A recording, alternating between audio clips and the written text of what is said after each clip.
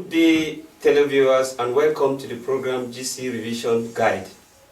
This program is aimed at helping students who are writing their final exams of GC O-level and advanced level. In this program, we will be trying to treat certain questions that usually disturb students. As examiners, we know that students have a lot of problems as far as GC A-level and O-level is concerned.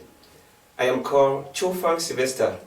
I'm a biochemist and a teacher of biology. However, in this program, we shall be treating all the subjects involved in the GC O-levels and advanced level. So for today, we are going to talk about biology, which has the code 510 and equally 710.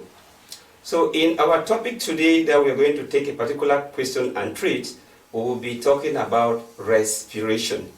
You know, as the aim of this program is not just answering the questions, but to know exactly how to answer the question to have maximum marks. So we'll begin with this first question. The question can be asked as such. Question 1A, what is respiration? And the marks allocation is 4 marks. Question B, how is energy produced in a cell? How is energy produced in a cell? So talking about mass allocation here, if we go back to the first part, which is A, the mass allocation there is 4, which means that you must say 4 important things before you can grab all the 4 marks. And this is what you have to say. It is the definition. Respiration, by definition, is the chemical or enzymatic breakdown of food in order to release energy in the form of ATP. This process can take place either in the presence or in the absence of oxygen. In the case where oxygen is present, it is complete breakdown, and this will lead to the production of carbon dioxide and water, and of course producing large amounts of energy. In the case where oxygen is absent, there is partial breakdown, leading to 2 situations here. The first one is the production of alcohol, which of course is not completely breaking down.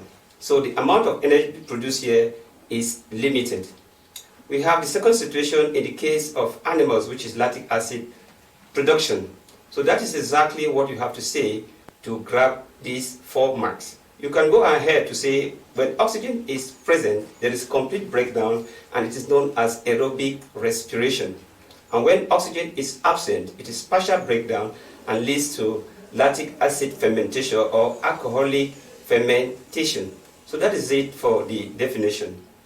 Now let's look at the second part, which is B, which is talking about how energy is produced in the cell. If we want to talk about energy production, we are talking about 3 important processes that leads to the production of energy. The first one is that process of glycolysis. The second one is the Krebs cycle reactions. And the third one, it is the oxidative phosphorylation. Now coming to the first point, which is that of glycolysis. By definition, glycolysis is the breakdown of a molecule of glucose into 2 molecules of pyruvic acid, and this takes place in the cytoplasm.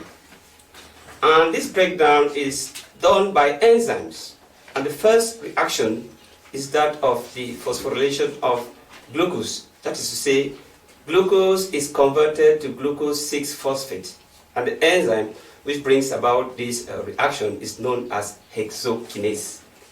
The glucose 6-phosphate will isomerize itself to fructose 6-phosphate, and the enzyme which brings about this is known as glucose 6-phosphate isomerase.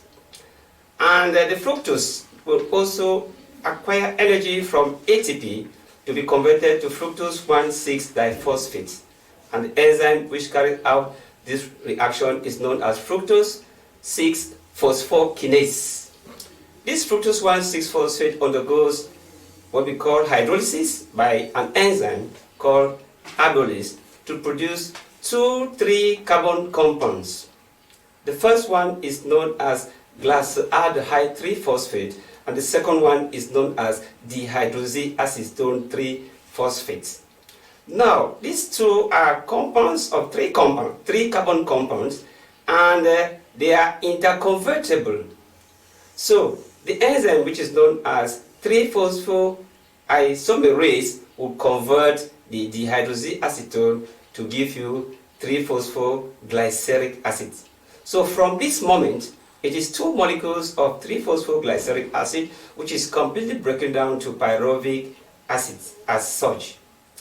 The 3-phosphoglyceric acid is converted to 1,3-diphosphoglyceric acid, and the enzyme which brings about this reaction is known as gap dehydrogenase. That is to say, 3-phosphoglyceraldehyde dehydrogenase. So that is the name of the enzyme. Then from 1,3-diphosphoglyceraldehyde, another enzyme comes in to convert this product to 3-phosphoglyceric acid. The 3-phosphoglyceric acid is also converted to 2-phosphoglyceric acid, and this is done by an enzyme called 3-phosphoglycerate mutase. And once we arrive at the level of 2-phosphoglyceric acid, then another enzyme will come in to convert this to another important compound which is known as phosphoenolpyruvic acid.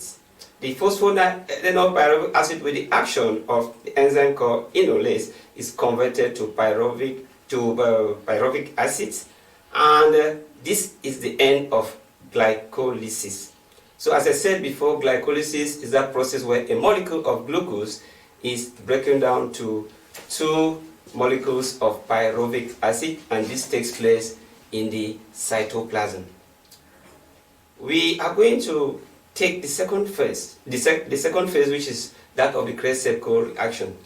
However, we are going to come back to that phase, but as I earlier said, this program is meant for you, and we wish that you be very attentive as we explain all that we are going to explain after.